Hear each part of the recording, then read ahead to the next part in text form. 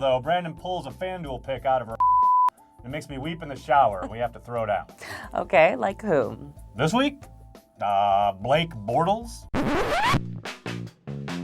Blake Bortles has 4 games of already 20 or more FanDuel points. Guess what? The only people with more games with 20 or more points is Tom Brady, Phillip Rivers, and Andy Dalton. Baltimore gives up the second most FanDuel points to opposing quarterbacks and the second most to wide receivers. Speaking of wide receivers, this guy has both Allen Robinson and Allen Hurns. Allen Hurns has scored a touchdown in his last 6 games every single week. He's killer, and so is Blake Bortles. That's all well and good, Brandon, but allow me to retort with this little factoid that you may not be aware of.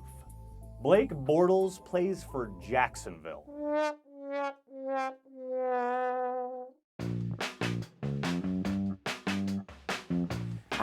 Jimmy Graham. Jimmy Graham has 450 yards and only 2 touchdowns on the entire season. Arizona gives up the 4th fewest FanDuel points to opposing tight ends, and yet Jimmy Graham is priced as the 5th most expensive option. You can get both Delaney Walker and Jordan Reed for less, and frankly, my friends, we are not in New Orleans anymore. That's all well and good. But let me tell you this about Jimmy Graham. He's at home after a bye week. They're going to show him some love. Even Marshawn Lynch's mother is going to be praising Darrell Bevell.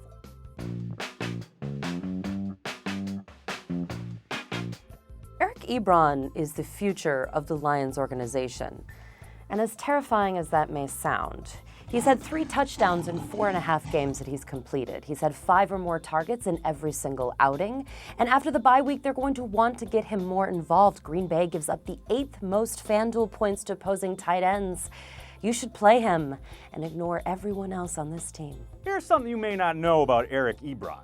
He plays for the Detroit Lions, who haven't won in Wisconsin since 1991. Eric Ebron sounds like Enron to me, and we all know how that turned out.